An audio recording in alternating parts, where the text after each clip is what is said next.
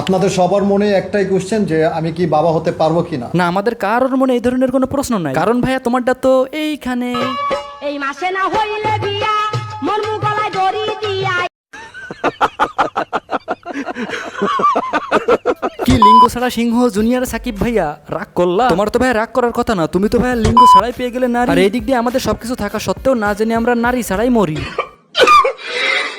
মহান রব্বুল আলামিনের অশেষ রহমতে তো যার যার মনে এই প্রশ্নটা জেগে আছে তাদের প্রশ্নের উত্তর দেওয়ার জন্যই ইনশাল্লাহ বাবা হওয়ার ট্রাই করছি।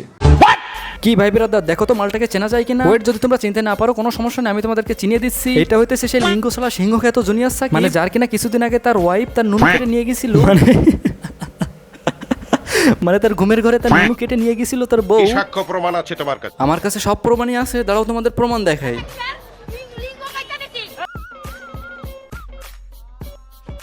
যার যার মনে এই প্রশ্নটা জেগে আছে তাদের প্রশ্নের উত্তর দেওয়ার জন্যই ইনশাল্লাহ বাবা হওয়ার ট্রাই করছি। ওই ভাই এমন ভাবে বলতেছে মনে হচ্ছে যেন ওকে কেউ তৃতীয় বিশ্ব জয় করার দায়িত্ব দিয়ে দিচ্ছে। ও সেটা জয় করে দেখিয়ে দেবে, ও নাকি বাবা হয়ে দেখিয়ে দেবে। এমন আমার কথা হচ্ছে ভাই, এখানে দেখিয়ে দেওয়ার ঠাওর কি আছে? মানে আগে একবার বাবা হওয়ার প্রক্রিয়া চলাকালীন দেখাতে দেখাতে যে মেশিন একজন কেটে নিয়ে চলে গেছে, দেখা যাচ্ছে এইবার প্রক্রিয়া চালাতে যে নিচে যে দুইটা আছে ওই দুইটা কেটে নিয়েও চলে গেল। যে সাকিব বললো যে বাবা হবে, আসলে কি মা হতে পারবেন? পারবো না কেন? পারবেন? সব ঠিকঠাক আছে তো? হ্যাঁ, ঠিকঠাক আছে।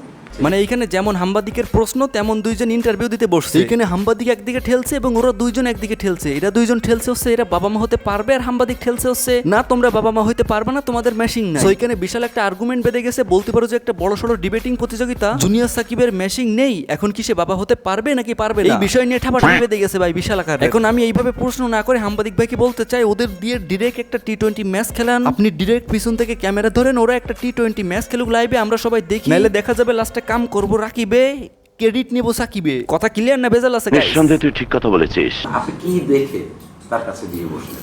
তার সাথে বিয়ে করার ভাই অনেক কারণ আছে, কারণ ভাইটির মধ্যে শুধু প্রতিভা আর প্রতিভা ভাই, প্রতিভা শোধনে আমরা দাঁড়াতে পারি না। তার প্রতিভা কি দেখবা ভাই? তোমাদের প্রতিভা দেখাই, তাহলে চলো দেখো তোমরা আবার ওর প্রতিভা দেখে কেউ প্রতিবন্ধী হয়ে যাইও না।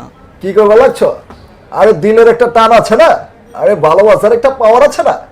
আর জন্মের পর থেকে মাথায় কয়টা চুল নিয়ে ঘুরবা লাগছো সেটা নিজেও জানো না।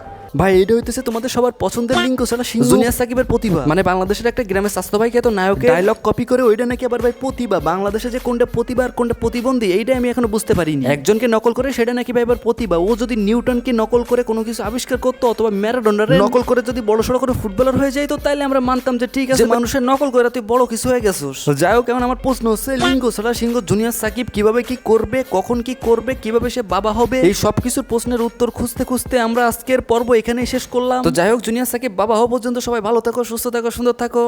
ওকে, টাটা।